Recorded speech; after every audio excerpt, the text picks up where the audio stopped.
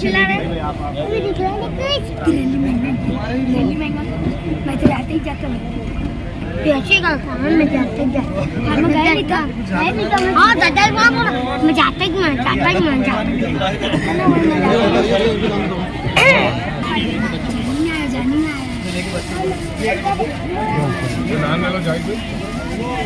Right से आ जाइए।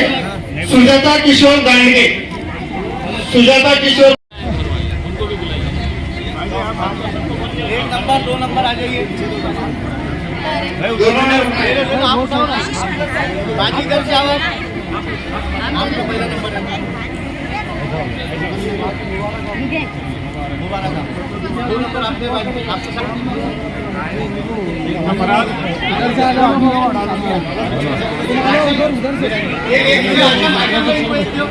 बाकी इधर से आ जाओ। उज्ज्वला सिद्धार्थ भी आ गए।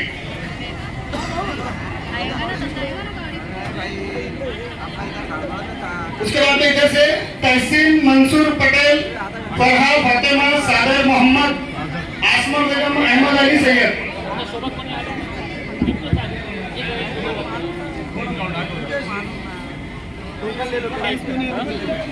फोन आए तुम भैया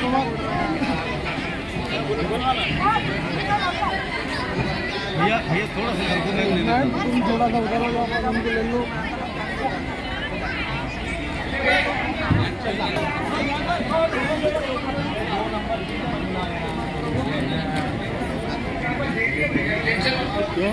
तहसीन मंसूर पटेल चलो बाकी आइए।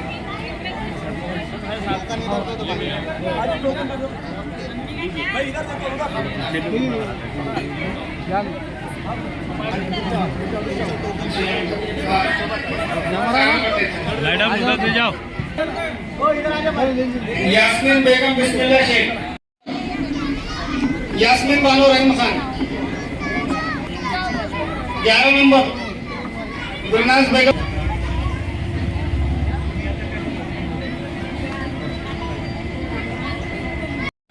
दारुस्सलाम बॉडी लाइन के ऊपर समीर साजद बिल्डर साहब, हमारे कामगार के अध्यक्ष काका साहब काकड़े, कलीम भाई, शारिक साहब, ये सभी ने मिलकर एक प्रोग्राम ऑर्गेनाइज़ किया जहाँ पर जो ज़रूरतमंद लोग हैं, ख़ासतौर से जो महिलाएं हैं, उनको बर्तनें तकसीम करने का प्रोग्राम आज के दिन लिया गया है। तकरीबन 3000 के करीब मुझे जानकारी दी गई है।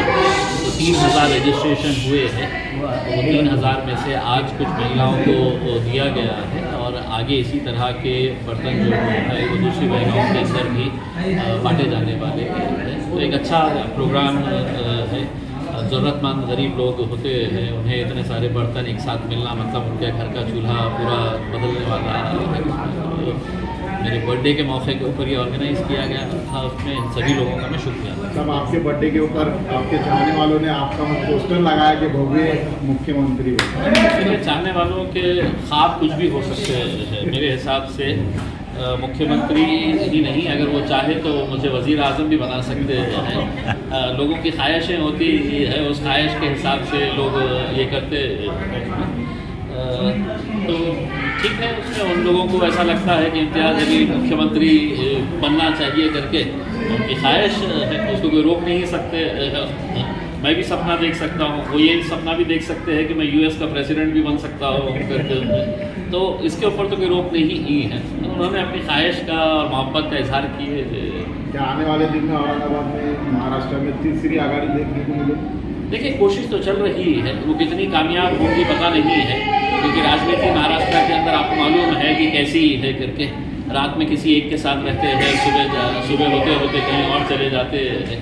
तो ऐसे राजनीतिक माहौल के अंदर क्या समीकरण बनने वाला है, क्या अलायंस बनने वाला है, ये अभी बहुत जल्दबाजी होगी, लेकिन यकीनन बातचीत तो चल रही है। औरंगाबाद के नाम सुप्रीम कोर्ट ने रिजेक्ट किया है। देखिए, बहुत ही मेरे हिसाब से अफसोसनाक बात है कि अगर इंसाफ मांगने के लिए हम अदालत में नहीं जाएंगे तो फिर कहाँ जाएंगे। और हमने हमेशा से ये कहा था कि हम इस मुल्क की अदालतों के ऊपर बड़ा यकीन रखते हैं। जिस तरीके से इसको रिजेक्ट किया गया है वो बहुत ज़्यादा अफसोसनाक बताया जाता है। जिन्होंने पिटीशन दिया था वो खुद हाजिर नहीं थे, उनका वकील हाजिर नहीं था। तो मेरे हिसाब से इसमें खींचमतानी नहीं होनी चाहिए थी।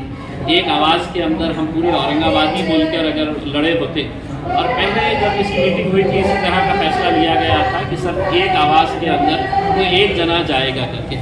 लेकिन अफसोस ये है कि क्रेडिट मुझे मिलना चाहिए, किसी उसे मिलना चाहिए, उसको क्यों मिल रहा है, इनको क्यों नहीं मिल रहा है, उस चक्कर के अंदर मेरे हिसाब से ये हुआ है।